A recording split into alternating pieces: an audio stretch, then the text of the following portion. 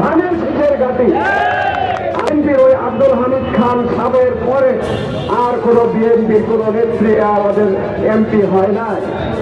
আমি বলতে চাই, বিনা ভোটের সরকার, বিনা ভোটের মন্ত্রী শেখের ভোট, এই যে 70 বছর যারা শাসন করল তাদের ভিতরে কোনো রাজনৈতিক প্রতিহিংসা, মতিয়া চৌধুরী এমপি এবং মন্ত্রী ছিল, তাদের ভিতরে রাজনৈতিক প্রতিহিংসার কারণে মতিয়া চৌধুরী একদিনের জন্য শেরপুরে আসেন নাই, শেরপুরের উন্নয়নের জন্য কোনো কাজ করেন না।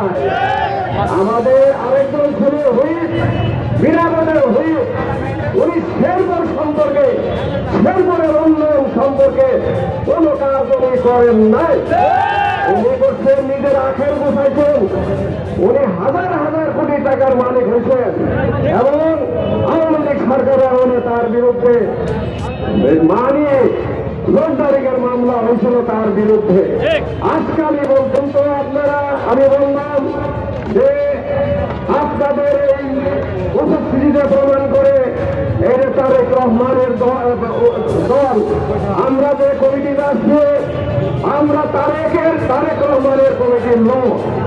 আজকে যারা এখানে উপস্থিত হয়েছে, আমরা যদি আগামী দিনে এখানে যারা বক্তব্য রাখছেন তারা বলছেন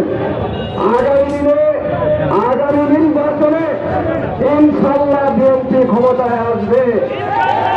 আমি আপনাদেরকে ওয়াদা করতে চাই, রাজনীতি কাকে বলে? রাজনীতির ডেফিনেশনটা কি?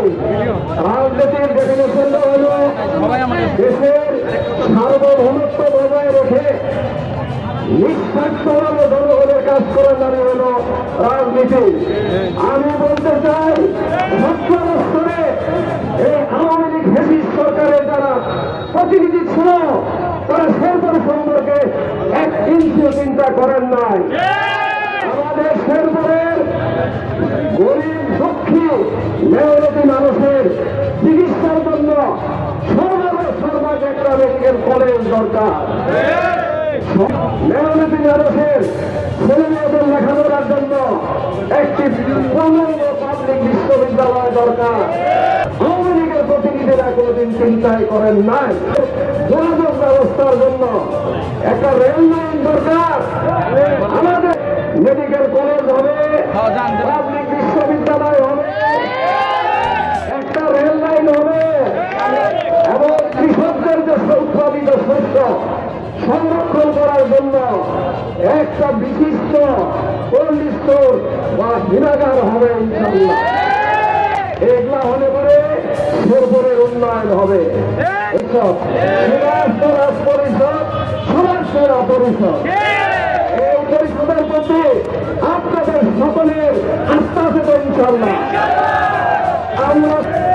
আমরা একটা পরিচ্ছন্ন রাজনৈতিক পরিবেশ সৃষ্টি করতে চাই, যে রাজনীতিতে চাঁদাবাজির কোন জায়গা থাকবে না, যে রাজনীতিতে দলবাজি থাকবে না, টেন্ডারবাজি থাকবে না, জমি দখল থাকবে না, কোন প্রকার সিন্ডিকেট থাকবে না।